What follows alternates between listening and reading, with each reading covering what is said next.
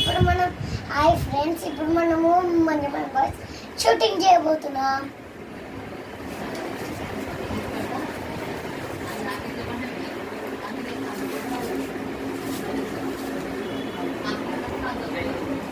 ఇప్పుడు నేనేడున్నాను వేడిస్తున్నావు.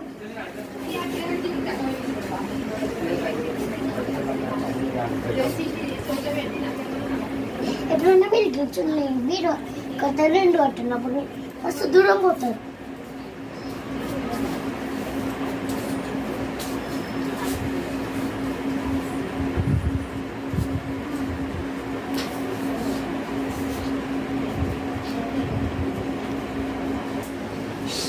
షూటింగ్ చేస్తారు కదా, మనం కూడా చేస్తాం.